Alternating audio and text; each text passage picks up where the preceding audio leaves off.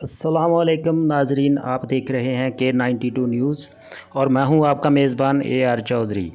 नाजरीन, ईद अल ज़ुहा के मौका पर सुन्नत इब्राहिमी अदा की गई और क़यामत तक मुसलमान अदा करते रहेंगे और हमारी दुआ है कि अल्लाह ताला हमारी ये कुर्बानी कबूल फ़रमाए और कुर्बानी के सही मकासद समझने की तौफ़ीक़ अता फ़रमाए।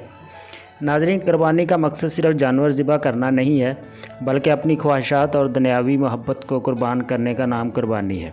नाज़रीन, चंद अहम सवालात और मौजूदा दौर की कुर्बानी करने का एक तजिया आपके सामने रखता हूँ, जिसका जवाब आप मुझे कमेंट में दीजिएगा।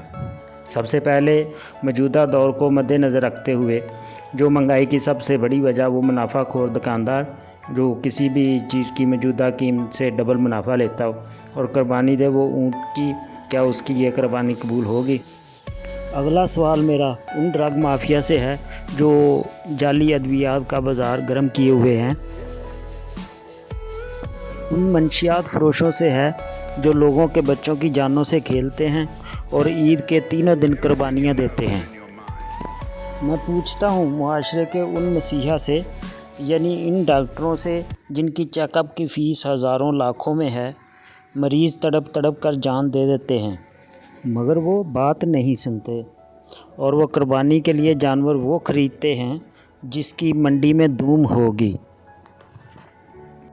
वाल तो मेरा ऐसे कानून के रखवालों, अदलो इंसाफ के नारा लगाने वालों, वकला, पुलिस अफसरान, ख़ासकर SHOs और सब इंस्पेक्टर से भी बनता है कि कुर्बानी देने से पहले कभी सोचा कि कहीं ये पैसा उस करीब का तो नहीं जिसकी अदालत और थाने का चक्कर लगा लगा कर ज़िंदगी ख़त्म हो जाती है मगर इंसाफ नहीं मिलता। अब तलख हकीकत पर मबनी एक सवाल ब्यूरोक्रेट्स यानी अदारे में बैठे सरकारी अफसरान से है जो जायज़ और कानूनी काम के लिए शहरियों के इतने चक्कर लगवाते हैं कि रिश्वत देने के बगैर और कोई चारा ही नहीं। मगर नाजरीन, घर के जितने अफराद हैं तमाम अफराद के नाम कुर्बानी होती है, क्या ये कुर्बानी का मकसद पूरा हुआ?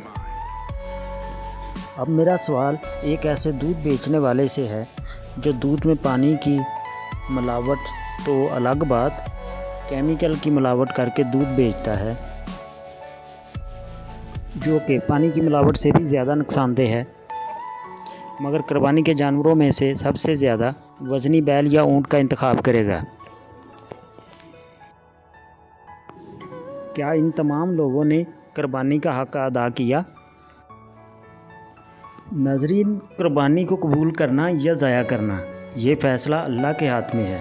हमारी दुआ है कि अल्लाह तमाम मुसलमानों की कुर्बानी कबूल फ़रमाए, मगर ऐसे तमाम लोगों के लिए लम्हा फ़िक्रिया है।